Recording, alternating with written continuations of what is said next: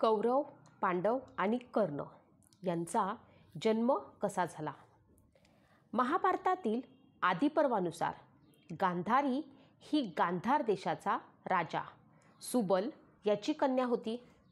कौरव धृतराष्ट्र जन्माने आंधळे होते, पण त्यांची पत्नी गांधारी ही आंधळी नव्हती. धृतराष्ट्राची इच्छा होती की आपल्याला आपल्या भावांच्या आधी मूल व्हावे, कारण नवीन पिढीतील पहिला मुलगाच राजा होईल. त्यांनी हे गांधारीलाही सांगितले. शेवटी गांधारी गरोदर राहिली आणि नंतर 9 महिने निघून गेले. 11 महिने झाले तरी गांधारीला काहीही झाले नाही. त्यानंतर धृतराष्ट्राला काळजी वाटू लागली, कारण पांडवांना पुत्र झाल्याची त्यांना बातमी मिळाली. त्यानंतर धृतराष्ट्र आणि गांधारी निराश झाले. युधिष्ठिर प्रथम जन्माला आल्यानं तो साहजिकच सिंहासनाचा मालक झाला. 11-12 महिने उलटून गेले तरी गांधारीला मूल होऊ शकले नाही. ती घाबरली आणि विचार करू लागली की हे मूल जिवंत आहे की नाही. वैतागामुळे तिच्या पोटात दुखापत झाली, पण तरीही काहीच झाले नाही. मग तिने आपल्या एका सेवकाकडनं काठी मागवली आणि आपल्या पोटात मारायला सांगितले.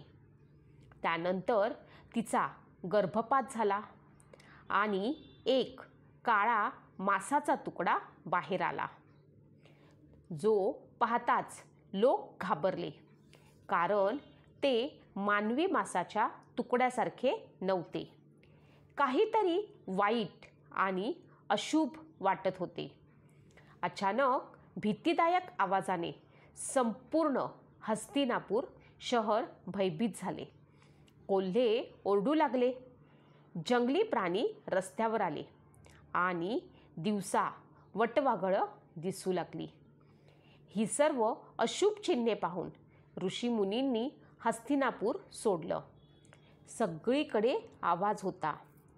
तेव्हा गांधारीनं व्यासांना बोलावले. एकदा ऋषी व्यास लांबच्या प्रवासातून परत आले, तेव्हा गांधारीने त्यांची खूप सेवा केली. तेव्हा त्यांनी गांधारीला आशीर्वाद दिला की तुला माझ्याकडून जे हवे ते मागू शकतेस. गांधारीनं त्यांच्याकडे 100 पुत्र होण्यासाठी आशीर्वाद मागितला.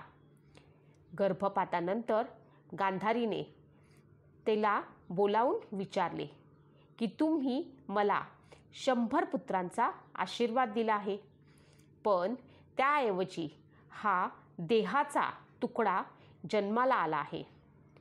त्याला जन्म द्या किंवा एखाद्या मातीत गाडून टाका. हे ऐकून व्यास म्हणाले की मी जे सांगितले ते पूर्ण झाले आहे.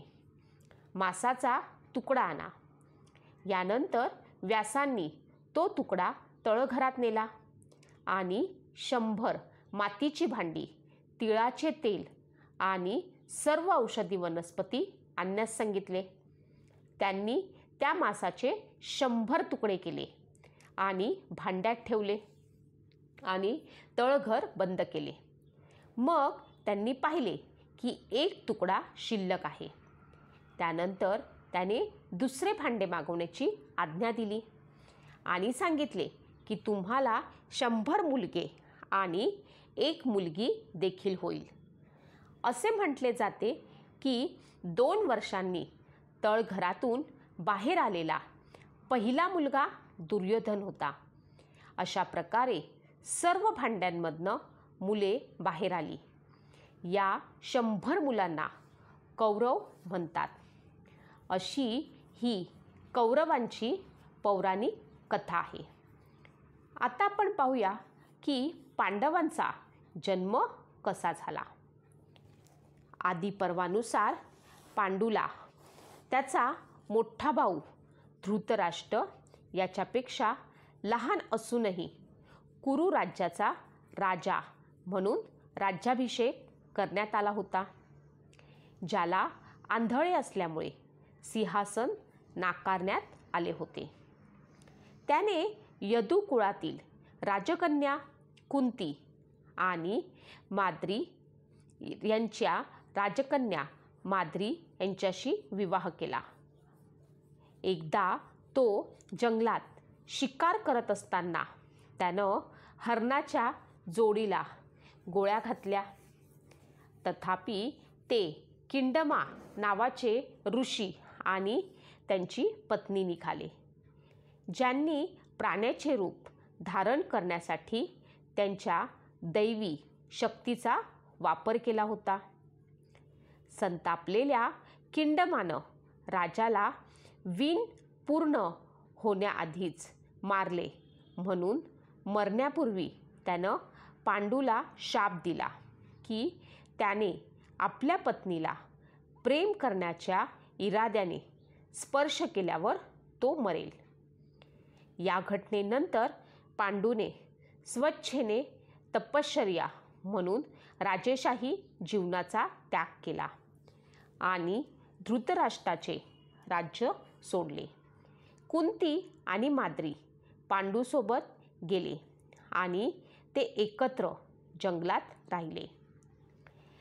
तिच्या लग्नापूर्वी कुंतीला दुर्वास ऋषींनी वरदान दिले होते की तिला कोणत्याही देवाकडून मुलगा होऊ शकतो, ज्याचा ती कोणत्याही वैवाहिक संबंधाशिवाय आदर करते. पांडूला हे कळल्यावर त्यानं तिला नियोग करण्यास सांगितले आणि वरदानाचा उपयोग करून पुत्र जन्माला घालण्यास सांगितले. पांडवांपैकी पहिले 3 हे कुंतीचे मुलगे होते, तर धाकटे 2 माद्रीला जन्माला आले.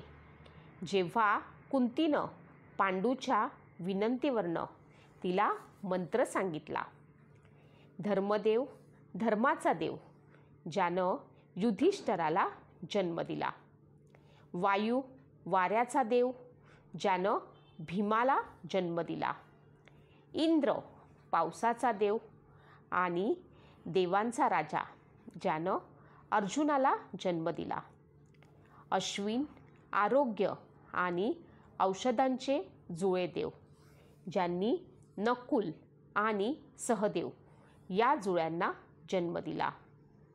कुंतीने सूर्याचे स्मरण करून मंत्रोच्चार केला आणि मंत्राच्या प्रभावानं पुत्रप्राप्ती झाली. ह्या सूर्यपुत्राला जन्मता अंगावर अभेद्य कवच आणि कानात कुंडले होती. तो कर्ण. कर्ण हा महाभारतातील कुंती आणि सूर्य यांचा पुत्र होता, म्हणून तो सूर्यपुत्र आणि कुंतीपुत्र या नावानेही ओळखला जातो. कर्ण हा दुर्योधनाचा परम मित्र होता. दुर्योधनाने त्याला अंग देशाचे राज्य दिले होते. राधा नावाच्या स्त्रीनं त्याला लहानाचे मोठे केल्यामुळे तो राधेय या नावाने देखील ओळखला जात होता. तो आपल्या दानशूरपणाबद्दल प्रसिद्ध होता. अशी कौरव, पांडव आणि कर्ण